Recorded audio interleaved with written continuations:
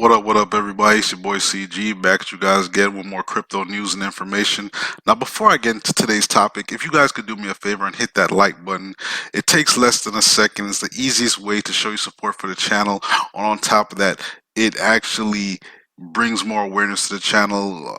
YouTube is actually now going on a shadow banning tirade that I've been hearing, and they're affecting the larger channels that have Bitcoin in the titles of their videos. I don't know how this shadow ban plays out for the smaller YouTubers such as myself, but still to play it safe, I really appreciate the support that you guys can give. So like, share, subscribe, whatever you could do that will help out the channel. But getting to today's topic, I'm going to make it quick, short, and concise. We're just going to be talking about what's coming the next couple days, which is the Bitcoin halving, and things that may be happening around this halving. So first and foremost, BTC miners have been moving to protect their profitability as halving looms. So essentially what this article is talking about is that Bitcoin miners, if they've been in the game long enough and this isn't their first tango with this halving, they understand that once this halving takes place, their rewards or their block rewards from mining Bitcoin are going to be cut in half. I believe right now their block rewards are around 12 BTC, so their block rewards are going to get cut in half to about 6. So a lot of them are starting to buy more efficient machinery or upgrade their machinery so they can run a more cost efficient rig or setup, because they understand that there's going to be some pain that comes along with this halving. Just as I've said before, that I believe that we're going to see a play out where Bitcoin hits maybe 10 to 11K, then we should drop back down to maybe the $6,000-$7,000 region.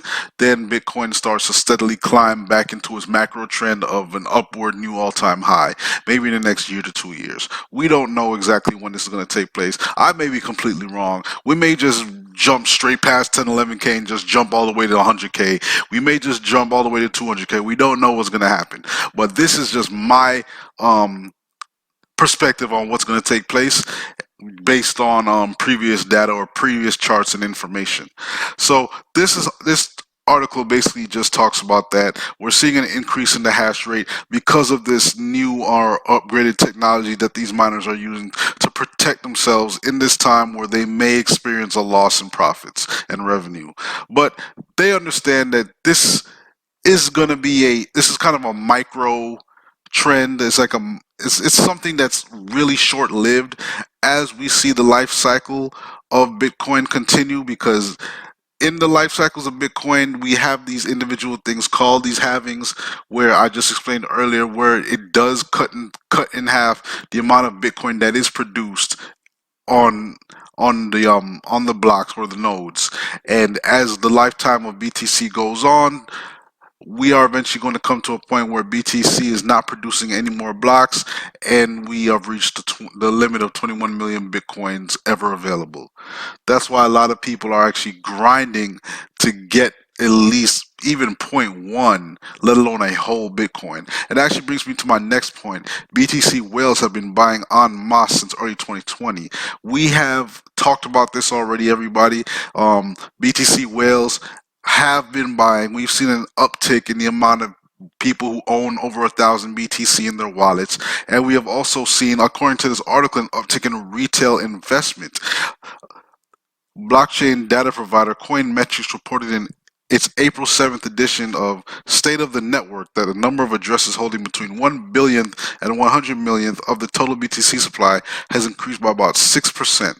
So what is driving this buying pressure? So it's kind of obvious that a lot of people are predicting the results of the halving and what may take place. A lot of people think that this is obviously a method they can use to get some quick profits. Some people are seeing the macro trend and seeing that this is the opportunity that they need to ride the wave until Bitcoin hits its new all-time high. So it just depends on the perspective that you're on. At the end of the day, everybody's here to make money. That's what's going on. We have seen an uptick in the amount of Google searches that have taken place that have used the words Bitcoin halving over the last couple of months. It's actually a really big increase. If you guys go and look for this data or this information, these metrics, it's it's kind of crazy the amount of hype that this is getting. I'm really looking forward to seeing how this plays out over the next year to 2 years. I believe we're in the prime position, if you have been putting your money in the right places, to make some decent money and who knows, maybe change your life, or even, how can I put this, change other people's lives. But this has been your boy CG. Just wanted to make it quick today. Not much is going on, even though a lot is going on. Have a great day, everybody. Peace. I'm out.